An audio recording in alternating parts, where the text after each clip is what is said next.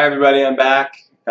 We did Q&A 2 last time, and I talked about joint forces, probably poorly, but I think that most of you got the gist. Some of you wanted examples of what this looks like in real life, and so what I'm going to do is I'm going to use Ashley here, who's an up-and-coming hockey player, and I've been working with Ashley for quite some time. Initially, what we were focusing on was rehabilitating Ashley's shoulders. Ashley had really bad shoulders, so she was looking at surgery. There was torn labrums on both sides, both shoulders. She was dislocating her shoulders on a weekly basis, and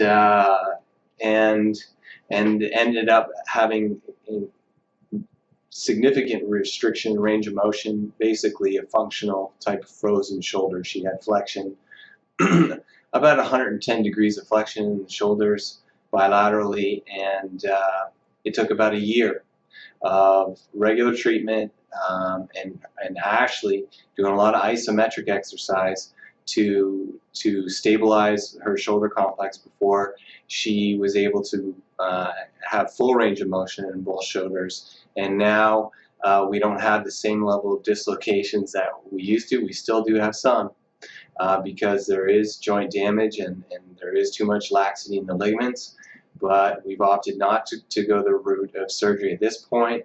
And but Ashley and I have been working together for quite some time now.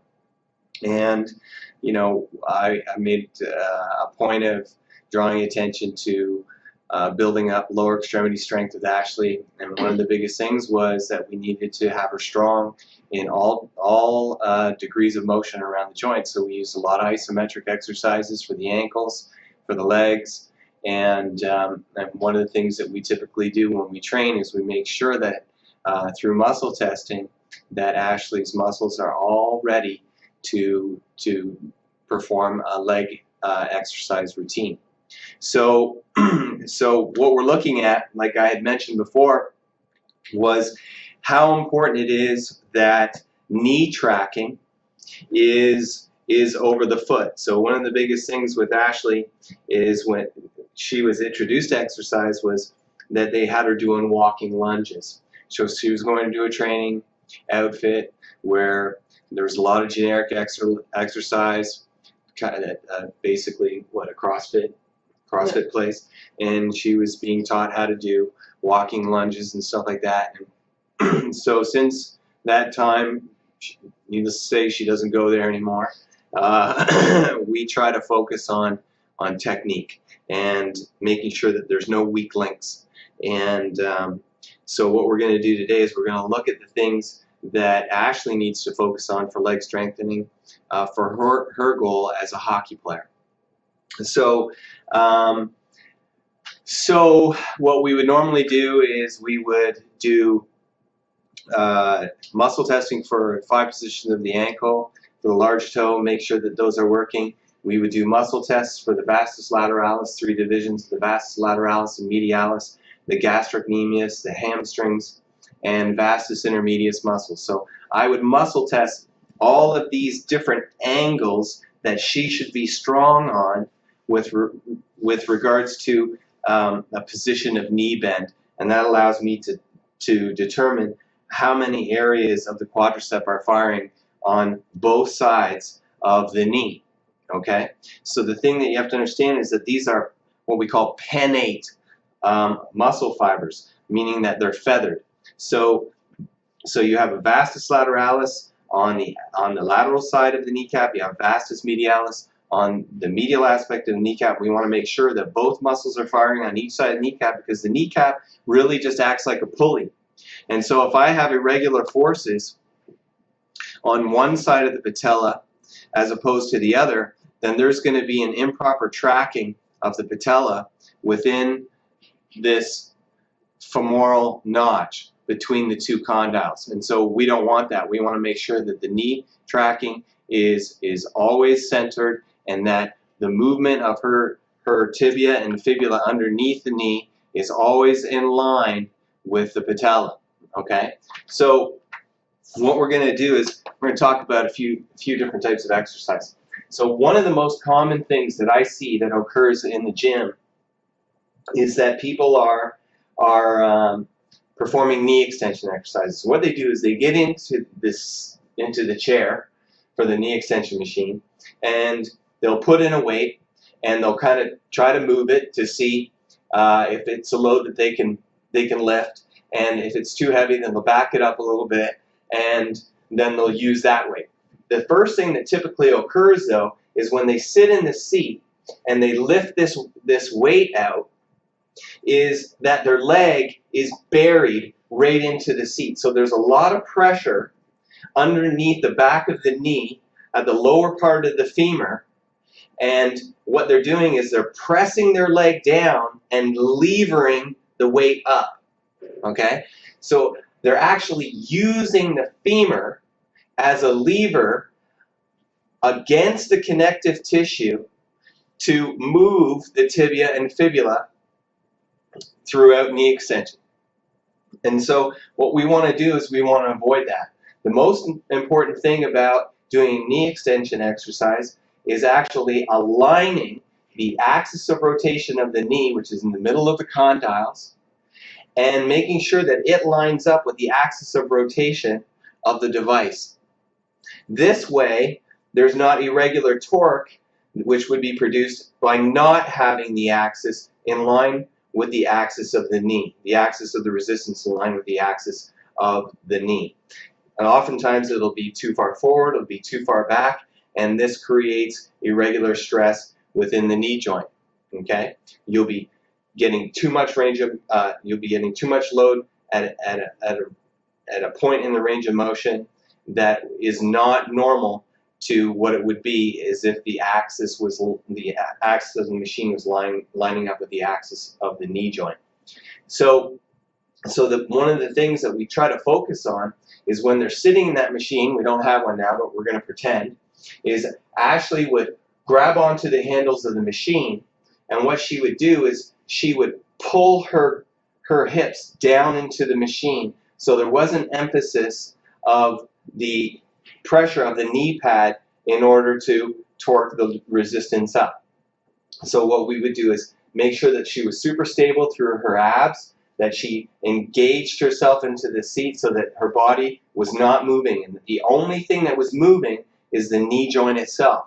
So what I would cue people who are using a leg extension machine is I would say, okay, I'm going to put my hand just underneath your leg, okay, between the pad and the leg, and I would say, what I want you to do is I want you to take some pressure off of my hand, but I don't want you to remove your leg from my hand. And throughout this resisted range of motion, I want you to maintain that contact with my hand.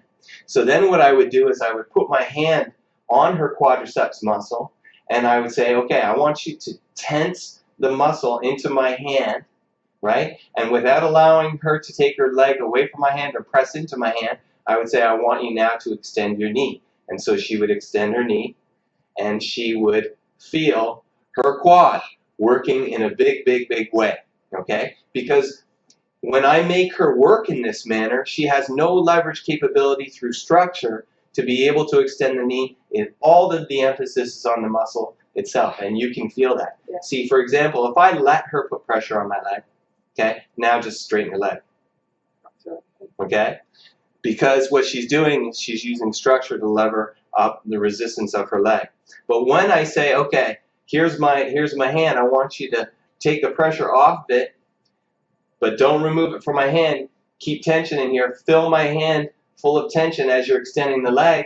Now you can see from her face that she is fully engaging her quadriceps muscle. And this is the way that I want her to work with tension. So when I'm working with someone, I don't want to throw them immediately against the weight stack. What I want to do is see how much effort do they have to put out to be able to simply do their own leg weight, and how many reps can they do before I see them trying to use the pad or my hand as leverage to be able to continue on. Once I see that there's a deviation in their ability to maintain a stable axis while they're producing force against resistance, then I'm going to say, okay, it's time to stop. So I don't really care about numbers. What I really care about is ownership. Ownership of the contraction, the tension of the contraction, both as you're going into the shortened position, but also as you're allowing load to overcome the lower limb, right? So this is the key in how we strengthen the quadricep. It has nothing to do with just trying to lever up as much load as you can within the machine, okay?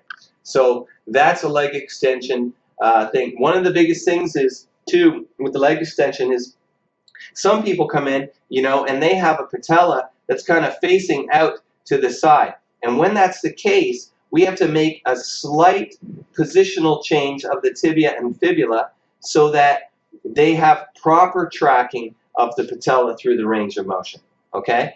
Most people, you don't have to make significant changes in position of the lower leg to do that, but when there are cases where you have someone that comes in and they have a valgus knee because they have quite a significant distance between where their knee lines up as opposed to where their hip, the length of the neck of the femur is sitting in the joint, we call this a Q angle. So lots of girls have a significant Q angle, and we have to make adjustments for that when they're doing knee extension by changing the position of the tibia and fibula so that their tracking for the patella is directly in line with the hip, okay? So those are things to pay attention to with regards to leg extension.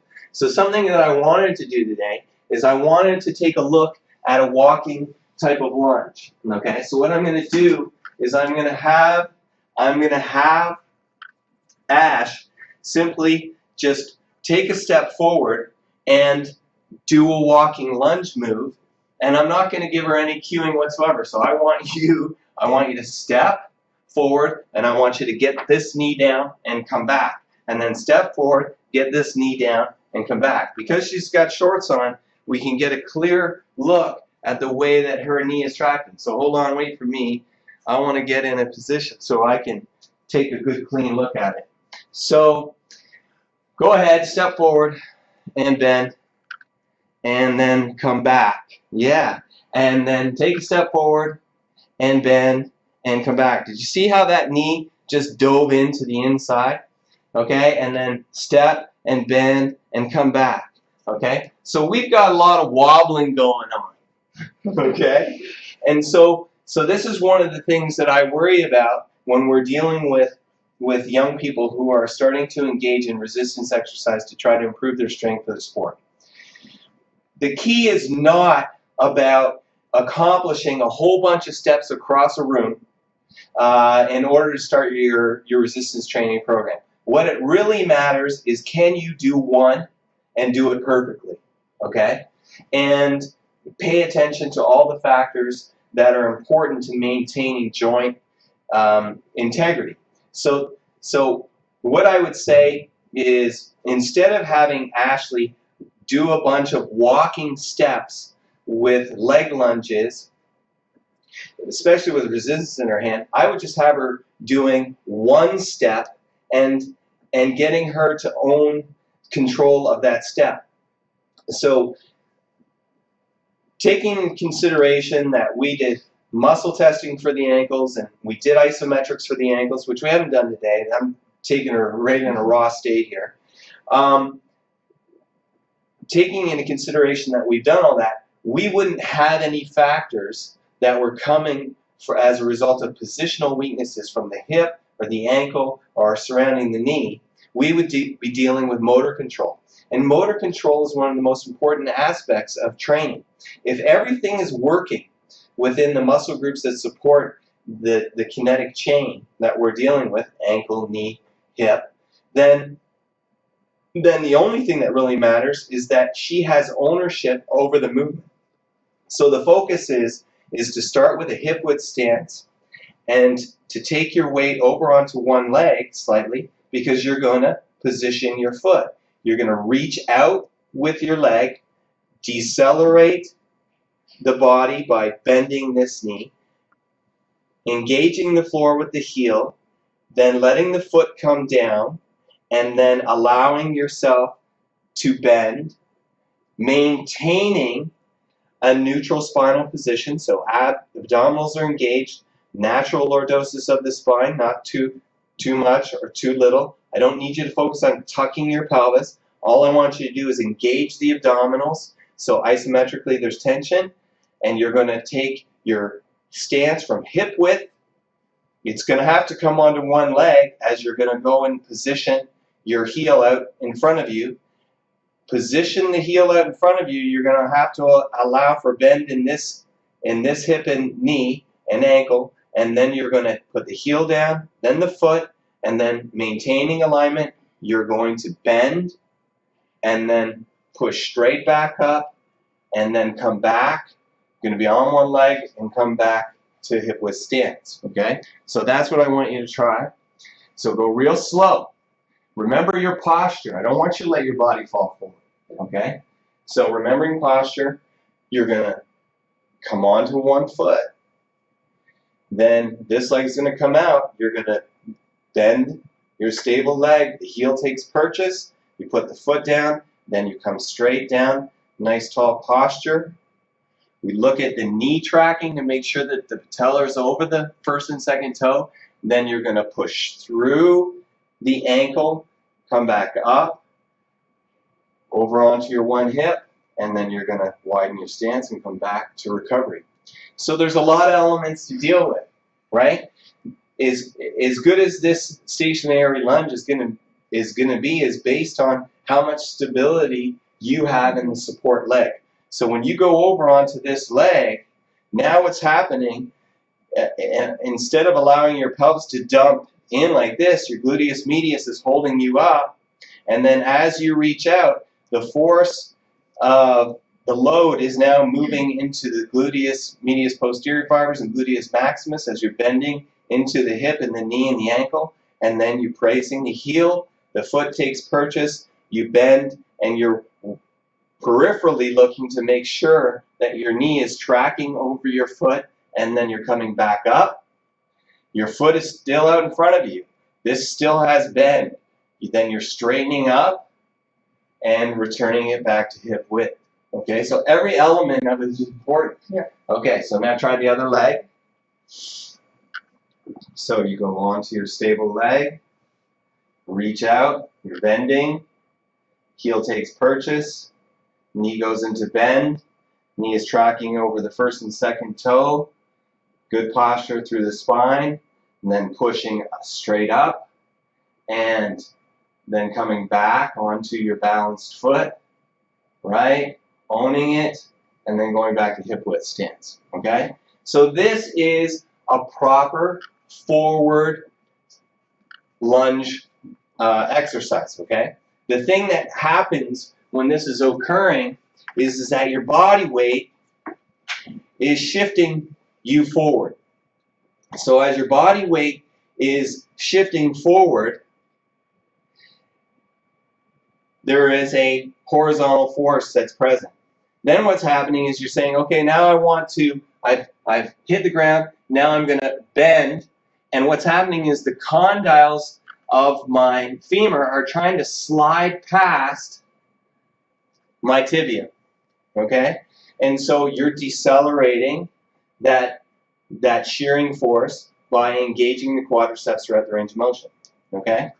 The biggest thing that I find challenging for young people who are trying to build the ability to do this well is that if you're asking them to go through a distance from here to there doing a walking lunge, their ownership over that anterior shear, because they're just worrying about getting the distance done, is that they're putting a lot of stress typically on the ligaments, especially once we add load and it's too early for them to progress to load. One way to rectify this problem is to take away the body's force of going forward and have the body going backwards, or having the body slightly going backwards and more down.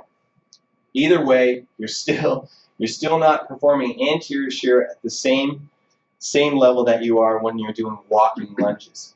So the opposite way to do this is to put the leg first that you're going to train, okay? And then what I want you to do is I want you to, now from this stationary position, actually, no, I'm doing this wrong. Step up. Now what I want you to do is step back, toe to heel, then start bending. Right. And then push through, and then come step forward.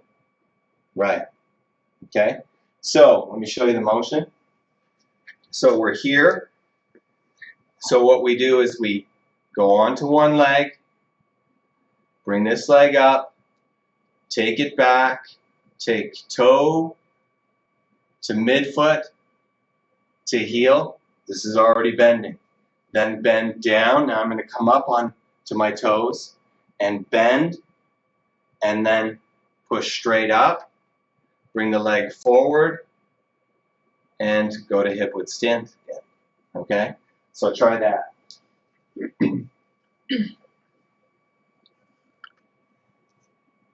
Reaching back, like hip width, right? Then start to bend. And then that's it. And back to hip width again. Okay? Try the other leg.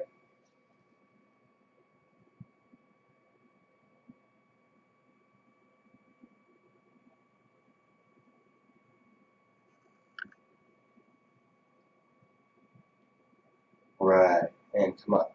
So one of the chief challenges of that type of movement is when we're stepping back.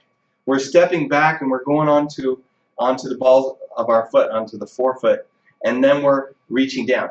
And if we're not reaching down with the heel and we just stay on the forefoot and bend, there's a lot of stress as I'm bending into my plantar fascia. Did you feel when you put that foot back that you were feeling it into your arch? So that's one of the challenges about that exercise. So there's an easy way to kind of rectify that problem. So I'm going to grab a towel.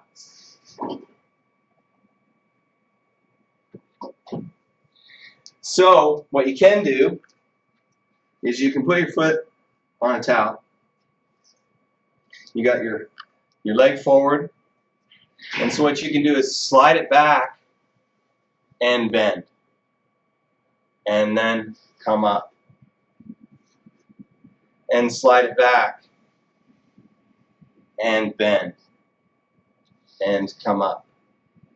And slide it back. And what's nice about this is I can also slide out to the side and bend and come up. I can slide it out diagonally and bend and come up. Do you see? I can slide it forward and bend and come up. All of those change the stability requirement for the involved hip. Okay? So try that. See if that feels a little more comfortable. Best way, I would probably try to put my toes kind of over the edge so that you get a little bit more forgiveness. Yeah. Okay? You can try that.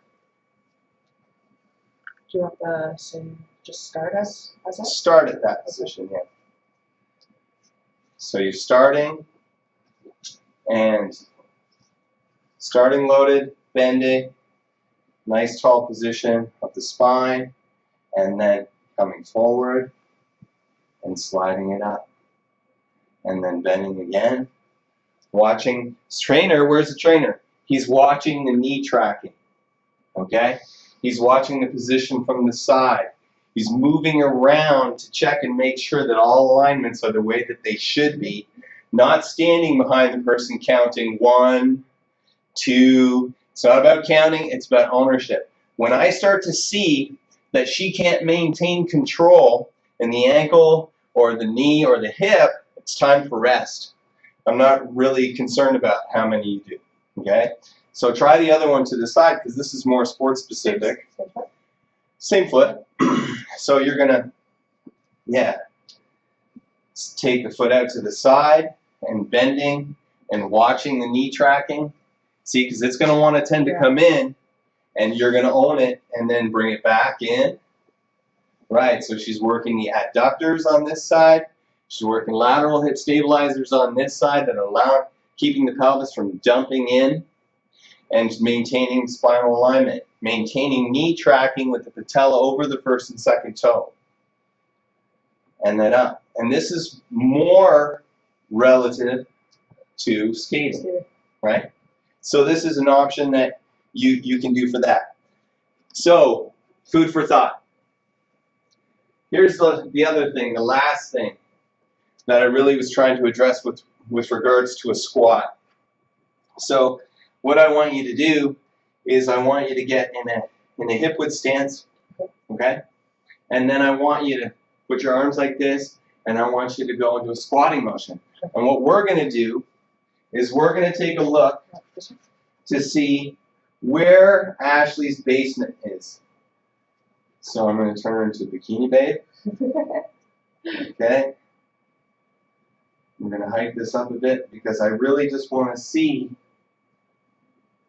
where her basement is for her squat. So this here is the apex of her ilium. Okay. And so I'm coming to the SI joints, and here are the SI joints, and I want to put this right along the SI joints so I can see when the pelvis starts to rotate. So what we're going to do right now is we're going to make an evaluation of how far Ashley should squat before she starts to put more stress on the passive structures of her spine and her sacroiliac joints than the actual muscles themselves. So we're going to take into consideration how long is her femur, how long is her tibia, and we want to see how this folds before she starts to lose the lordosis, the natural lordosis of her lumbar spine, before her pelvis starts to rotate under. So the key thing is I want you to keep an eye on the line of her shorts to see when it starts to change its horizontal position like this, okay? So go ahead and do a squat, bend, bend, bend, stop. So bend a little bit more. So now it's starting to come under. So come up. Now, notice what happened, okay, to her spine. As she bent, okay, she had to really, really get her hips flexed, and her spine fell on top of her legs. She didn't maintain a vertical spine. And the reason why is because she has an equal amount of distance between her femur and her spine length. Okay, from the base of the cervical spine to the lumbar and to this distance. So what we're going to do is we're going to take a look, and this time what I want you to do is I want you to bend forward in the ankle till you can't bend anymore, and then I want you to start to bend at the knee. So bend forward in the ankle. That's it. Now try to bend the knees further and bend. Now she's going back into the hip. Keep bending. Keep bending. And now to keep a vertical body, keep bending. This is the end of her bend. Do you see? She's here. Let's say that's a 45-degree angle. Okay? So if she was to go down to parallel, like they typically say, if you're going to do squats and you want to build up quadricep strength, I want you to take it down to parallel. Okay? Do you see what's happening in her lumbar spine? This is coming now underneath her, and she's putting a lot of stress on her back. So when she's doing squats, she has so much movement in the hip and her spine folding forward that the amount of load that she actually has in her quadriceps is very little. She's going to feel more resistance in her erector spinae muscles, okay, and in her glutes than she is going to feel in her quadriceps. You see? So this is one of the considerations that needs to be looked at for each individual as to how much range of motion they have in their squat before they start to compromise their lumbar spine. Okay? The biggest thing is when the pelvis starts to come underneath.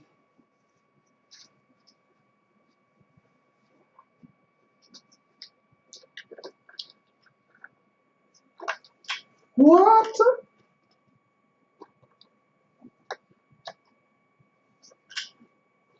Maybe not the best spine to use. Okay? The thing is this. Wow, this is. I just taken it apart too many times. The thing is this, when she bends and her spine comes forward, and it comes forward a lot, and then she tries to bend, the pelvis starts to rotate underneath. As the pelvis is rotating posteriorly underneath, these discs are being compressed with an anterior compression. And that's something, sorry about my model, but that's something that we need to avoid. I don't want to put irregular stress on a young athlete who hasn't even finished growing yet. Okay? Because it's going to stress the ligaments in the sacroiliac joints, it's going to stress the discs, it's going to put stress on the thoracolumbar fascia, and it's not that the thoracolumbar fascia wasn't designed to take stress, but the ligaments, the supportive ligaments of the sacroiliac joints, they're going to become more and more pliable with this type of force being put into too much range of motion. So I think that that's all I wanted to cover. If you have any more questions for me with regards to lower extremity training, ideas for me to show things on camera, I'm happy to do it. I hope that was helpful. I look forward to your questions. That's all for Q&A 3.